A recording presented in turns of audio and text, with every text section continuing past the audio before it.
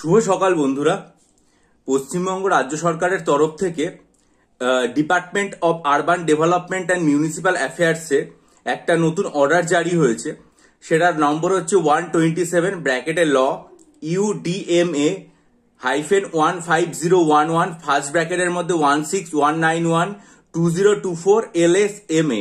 এই অর্ডার যেটা জারি হয়েছে সেই অর্ডারে কি বলা হচ্ছে যে এবার থেকে পুরসভা, পুর নিগম, উন্নয়ন পর্ষদ এবং শিল্প উন্নয়ন পর্ষদে স্থায়ী কর্মী নিয়োগের ক্ষেত্রে বাধ্যতামূলকভাবে ওয়েস্ট বেঙ্গল মিউনিসিপ্যাল সার্ভিস কমিশনের মাধ্যমে সবকিছু করা হবে এবং এটা রাজ্য সরকার জানিয়ে দিয়েছে।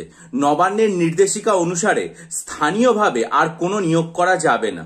সমস্ত স্থায়ী পদে নিয়োগ করতে হবে মিউনিসিপ্যাল সার্ভিস কমিশনের মাধ্যমে।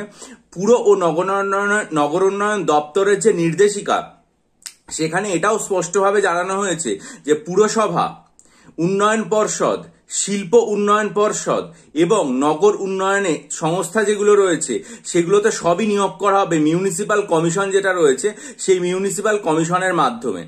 এবং এখানে এই নির্দেশিকায় স্থায়ী পদে নিয়োগের ক্ষেত্রে কোনো পুরসভা বা কোনো উন্নয়ন পর্ষদ তাদের নিজস্ব যে সিদ্ধান্ত সেগুলো কিছুই নিতে পারবে না।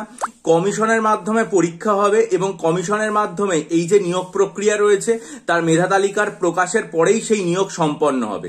2018-19 সালে পশ্চিমবঙ্গের যে মিউনিসিপ্যাল সার্ভিস কমিশন গঠন করা হয়েছিল, নতুন নির্দেশিকা অনুসারে স্থায়ী কর্মী নিয়োগের ক্ষেত্রে পরীক্ষার ক্ষেত্রে A, B এবং C তিনটে ক্যাটাগরির পদে নিয়োগ প্রক্রিয়া নির্দিষ্ট নিয়ম মেনে সম্পন্ন হবে।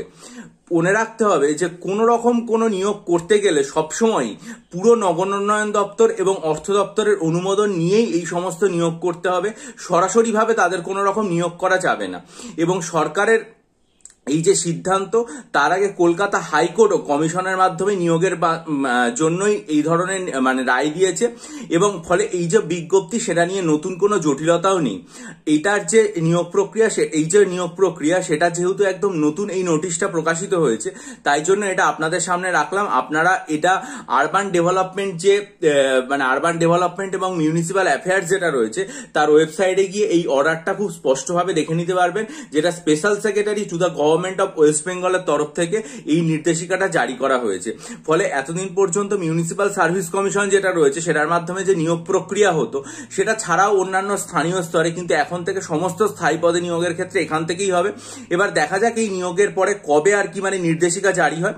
সেটা জারি হলে আমার চ্যানেলে নিশ্চয়ই জানাবো। তার জন্য আপনারা চ্যানেলটা সাবস্ক্রাইব করে নিন, বেল আইকন প্রেস করে দিন এবং অবশ্যই মনোযোগ দিয়ে আপনাদের যে লেখাপড়া রয়েছে সেটা এইরকম পরিস্থিতির মধ্যে অবশ্যই চালিয়ে যাবেন।